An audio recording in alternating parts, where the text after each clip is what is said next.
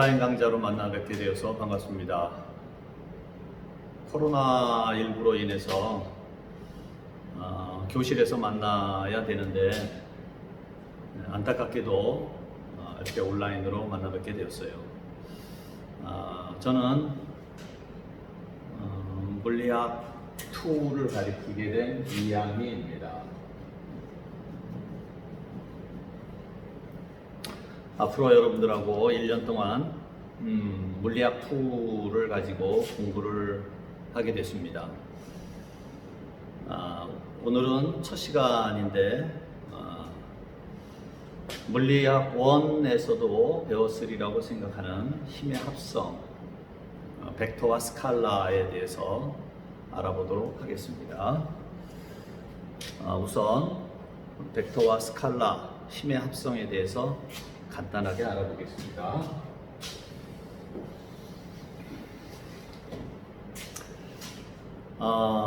물리에서는 크기만이 있는 게 중요한 것이 아니고 방향까지 있는 벡터량이라고 하는 것이 아주 상당히 중요합니다. 그래서 스칼라와 벡터와 스칼라를 나누어서 활용을 하게 되는데 우선 그것에 대해서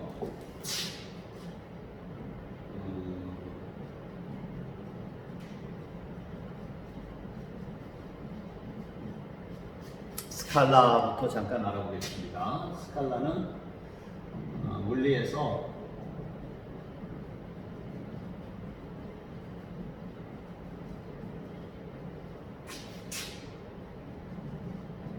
크기만을 가지고 있는 물리량을 스칼라라고 합니다. 벡터도 있어요.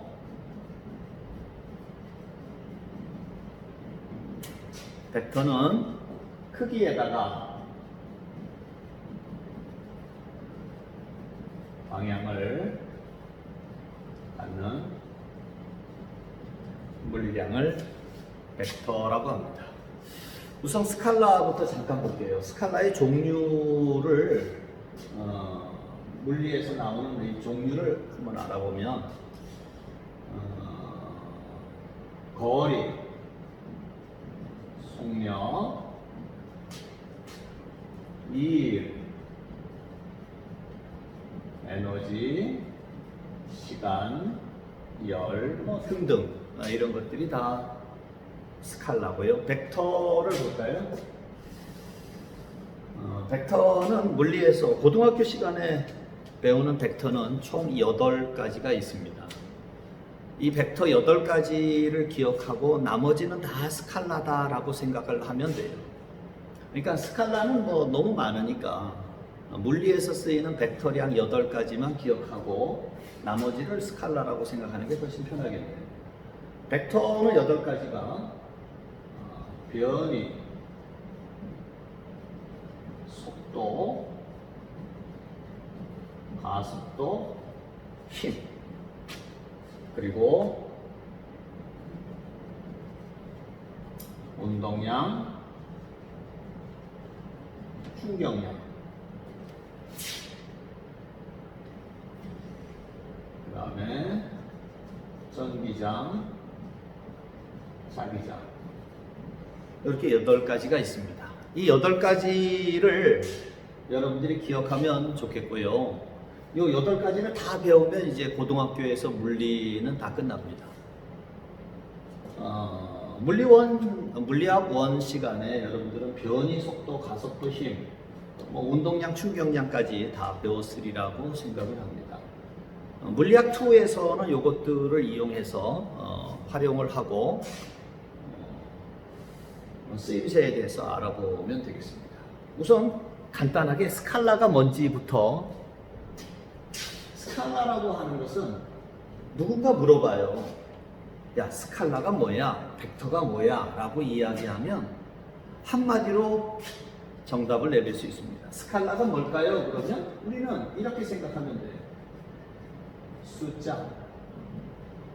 숫자 1, 2, 3, 4, 5 이런 숫자가 스칼라입니다. 그러니까 우리는 스칼라에 대해서 초등학교 1학년 때부터 지금까지 다 배워왔던 것들이 다 스칼라 숫자입니다. 그러면 이제 벡터라고 하는 것들은 벡터를 한마디로 이야기하면 뭐라고 이야기하면 될까요? 벡터를 딱 한마디로 이야기하라. 누군가 물어봅니다. 야, 벡터가 뭐야? 그랬더니 벡터는 화살표입니다.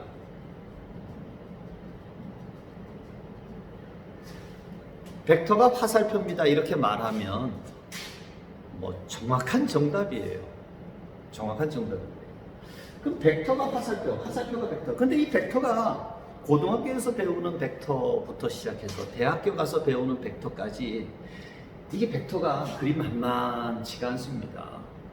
단지 화살표 하나 배우는 건데도 고등학교에서는 그냥 화살표 간단하게 이렇게 하지만 대학교 가면 이 화살표가 이 오퍼레이터라고 하는 연산자가 등장함으로 인해서 여러분들이 굉장히 아주 골머리 아프게 되는 그러한 물리량이기도 합니다.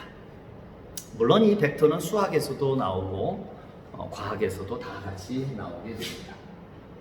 우리는 이 스칼라하고 벡터에 대해서 구분하면서 한번 생각을 해봐야 되는데 예를 들어 보겠습니다. 우리가 숫자 2 더하기 3 하면 뭐 보나마나 5이지요. 2 더하기 3은 5입니다. 이렇게 연산되는 게 스칼라예요. 벡터는요, 2 더하기 3 하면 5라고 반드시 이야기할 수만은 없어요. 이게 항상 참이 아닙니다. 그러니까 왜 2 더하기 3이 5가 아닙니까? 라고 하면 2의 방향과 3의 방향이 같을 때는 5가 되지만 2의 방향과 3의 방향이 반대면 빼야 되거든요. 그래서 이 방향을 고려해야 돼요. 그래서 이 방향을 고려한 것까지 생각하는 게 벡터입니다. 근데 이 벡터는 방향이 있다 보니까 벡터를 표시하는 방법도 표기하는 기호도 약간 달라요. 그래서 벡터를 표기하는 방법은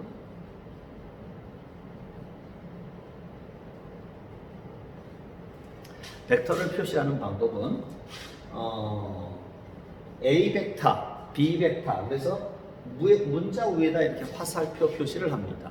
그래서 A 화살표, B 화살표, C 화살표 이렇게. 벡터 표시를 하는 것은 A에다가 화살표만 붙이면 이게 벡터구나 이렇게 생각하면 돼요.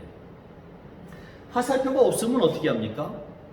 화살표가 없으면 그냥 스칼라겠지요. 그래서 화살표를 더하고 빼는 방법에 대해서 지금부터 우리는 생각해 봐야 됩니다. 화살표를 더하고 빼는 방법에 대해서 배우는데 벡터는 더하기, 빼기, 곱하기가 있습니다. 근데 나누기는 없어요. 그러니까 더하기, 빼기, 곱하기까지 배워야 되는데 곱하기는 또 세 가지가 있어요. 곱하기는 벡터의 곱하기는 세 가지 방법이 있습니다. 근데 세 가지가 완전히 또 달라요. 그래서 벡터의 곱하기는 내적이라고 하는 것도 있고 외적이라고 하는 것도 있고 그 다음에 나이딕이라고 해서 또 다른 대학교 가서 배우는 텐서의 한 종류를 또 배우기도 합니다. 그런데 이제 우리가 고등학교에서 배우는 것은 더하기 빼기만 배우면 돼요. 물론 수학에서 배우는 벡터는 곱하기라고 하는 내적도 배우게 됩니다. 물론 그 내적도 물리 시간에 필요합니다만은 지금 당장 필요한 게 아니기 때문에 그건 스킵하기로 하고 우리는 더하기 빼기에 대해서만 연산하는 방법에 대해서 배워보도록 할게요. 우선 벡터의 성질 간단한 거 알아보도록 하겠습니다. 벡터를 한마디로 뭐라고 한다고 했느냐 하면 벡터인 화살표라고 했거든요. 화살표 그어볼까요? 이게 벡터입니다. 간단하네요. 이 벡터가 화살표인데 이 화살표에도 이름이 있어요. 그래서 이름을 어떻게 지어주느냐. 여기 화살표가 출발하는 점을 우리는 시점이라고 합니다. 화살표가 도착한 점은 뭐라고 할까요? 종점이라고 하죠. 화살표가 시작되는 점, 시점, 도착한 점, 종점, 버스 종점 하듯이 말이에요. 그리고 이 벡터에서 중요한 화살표의 길이가 있습니다. 이 화살표의 길이를 우리는 벡터의 크기라고 해요. 벡터의 크기. 근데 이 벡터는 세 가지가 있는데 시점, 종점, 크기가 있는데 화살표가 길다? 그러면 벡터가 큰 거야. 화살표가 짧아? 벡터가 작은 겁니다. 근데 화살표가 굵다, 그리고 가늘다, 그거와는 관계가 없어요. 그러니까 벡터는 길다, 짧다, 이게 관계가 있는 것이지 굵다, 가늘다 하고는 하등의 관계가 없다는 거예요. 그래서 벡터에 대해서 알아보는데 벡터는 무슨 성질을 갖고 있다고 했느냐면 크기와 방향을 갖고 있다고 했어요. 예를 들어 두 개의 벡터가 있습니다. 두 개의 벡터가 있는데 두 개의 벡터가 크기도 같고 방향도 같아. 그럼 두 개의 벡터가 크기와 방향이 같으면 두 벡터는 같은 벡터예요. 두 벡터가 같다 그러면 크기도 같고 방향도 같아야 돼요. 크기는 같은데 방향이 달라. 그것은 같은 벡터가 아닙니다. 이제 벡터에 대해서 한번 알아볼게요. 이러한 벡터가 있습니다. 이게 A 벡터예요. 이렇게 A 벡터. 그런데 이 화살표의 길이가 이렇게 2배가 됐어요. 그러면 이 벡터는 우리가 EA 벡터라고 합니다. 화살표의 길이가 2배가 되니까 EA 벡터가 되는구나. 그렇다면 화살표의 길이가 방향은 다 똑같은데, 방향은 같은데 화살표 길이가 반으로 줄었습니다. 그럼 뭐라고 할까요? 이것은 2분의 1 A 벡터 이렇게 합니다. 얘가 2분의 1 A 벡터인데, 그럼 이건 어떻게 될까요? 화살표 방향이 반대가 됐습니다. 방향은 반대예요. 방향이 정확하게 반대입니다. 크기는 똑같은데 그것은 마이너스 A 벡터 그래요.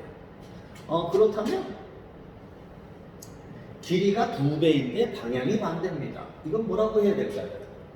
이거는 마이너스 2A 벡터 이래야 되겠군요. 방향이 반대인데 길이가 반쪽알입니다. 이것은 얼마? 마이너스 2분의 1 A 벡터 이렇게 쓰면 되겠습니다. 벡터 간단합니다. 화살표 가지고 노는 거예요. 화살표 가지고. 화살표 A 벡터가 있는데 길이가 2배가 되면 2A 벡터, 길이가 3배가 되면 3A 벡터 이렇게. 길이가 반으로 줄면 2분의 1 A 벡터 됩니다. 이게 벡터 표시에 대해서 알아봤어요. 그런데 이제 벡터의 절대값.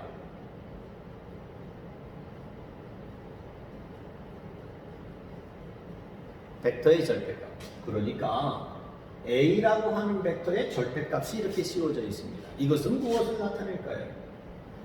벡터의 절대값이니까 그냥 여러분들 느낌으로 알 것도 같네요. 벡터의 절대값은 이것은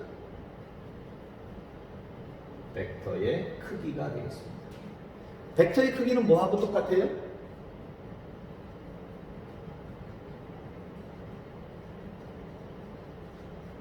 화살표의 길이입니다. 벡터에다 절대값을 씌우면 이게 바로 화살표의 길이를 뜻하는 거구나. 벡터의 크기는 화살표의 길이. 화살표의 길이인데 보면 크기입니다. 그러니까 여기 방향이 없어요. 방향이 없으니까 이 자체는 바로 스칼라량이 되는구나. 벡터가 스칼라량으로 바뀌었어요. 왜? 방향이 사라졌으니까. 방향이 사라졌으니까 스칼라량이 되겠습니다.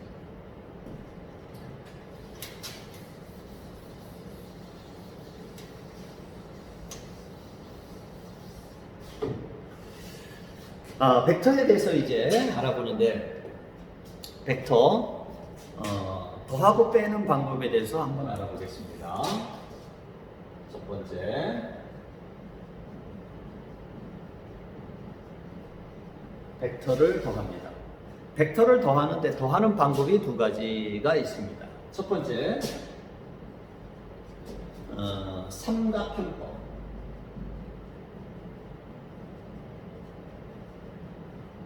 삼각형법이라고 하고, 또 하나는 평행사변형법이라고 합니다.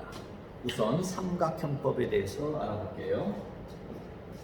벡터가 있는데 생각해 보세요. 벡터는 크기와 방향이 있다고 그랬습니다. 크기와 방향이 있는데 이 벡터가, 이게 벡터예요.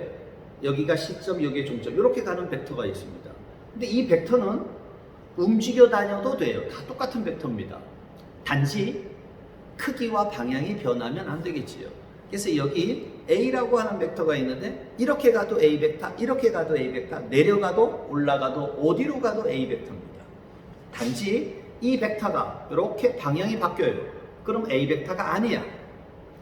벡터라고 하는 것은 크기와 방향이 있으니까 크기와 방향이 변하지 않으면 이 벡터는 어디로 어떻게 평행 이동해도 다 똑같은 벡터입니다. 그래서 삼각형법을 보는데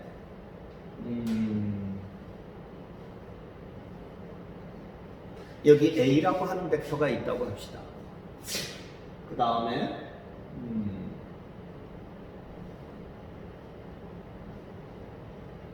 B라고 하는 벡터가 있어요. 그러면 A 벡터와 B 벡터를 더하라 그럽니다.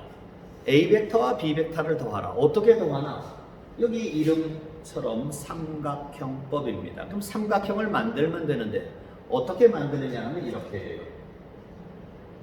벡터는 움직여 다녀도 된다고 하니까 A 벡터는 일단 그대로 둬. 물론 B 벡터를 그냥 그대로 둬도 관계는 없어요.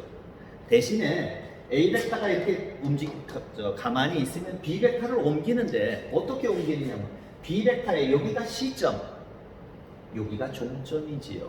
그러니까 시점과 여기 종점을 같이 연결하는 거예요. 시점과 종점을 연결해서 여기서 이렇게, 이게 B 벡터입니다. 이게 B 벡터를 살짝 쉬프트한 거예요. 그래서 여기 A 벡터의 종점과 B 벡터의 시점을 일치시켰어요. 일치시키고 난 이후에는 어떻게 하느냐면 A 벡터의 출발점에서 도착점까지 쫙 이렇게 이으면 돼요. 쫙 이렇게 이으면 이것이 모양 자체가 삼각형 모양이잖아요. 그러니까 이렇게 와서 이렇게 갔으니까 다이렉트로 직접 이렇게 가는 거하고 똑같네. 그래서 얘를 우리는 A 벡터와 B 벡터를 더한 것이다 라고 합니다. 이렇게 하는 것이 벡터의 합성이에요. 벡터를 더한 겁니다. 그래서 모양이 삼각형을 닮았다 그래서 삼각형법이라고 합니다. 두 번째,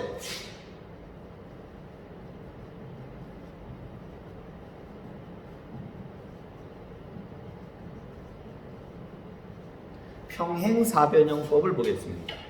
평행사변형법은 이래요. 여기 A 벡터가 있고요. 여기 B 벡터가 있습니다.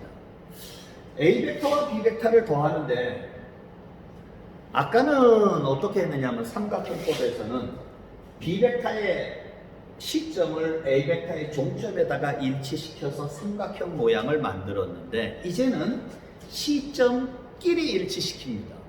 A 벡터의 시점, B 벡터의 시점을 서로 일치시켜요. 그러면 이게 A 벡터가 있고 B 벡터를 밀어서 이렇게 말해요. 이게 B 벡터입니다. A 벡터와 B 벡터의 시점을 일치시켜. 그리고 난 이후에는 이 두 개의 벡터를 평행사변형에 이웃하는 두 변이 되도록 만들어요. 이렇게. 평행사변형 모양이 됐지요. 그리고 난 다음에 얘를 쭉 이으면 됩니다. 이것이 바로 A 벡터와 B 벡터를 더한 것입니다. 어쨌든 결론을 보면 얘하고 얘는 모양새가 어때요? 똑같잖아요. 그래서 삼각형법으로 더하든 평행사변형법으로 더하든 결과는 똑같아. 여러분들은 어떤 걸 선택을 해도 관계가 없습니다.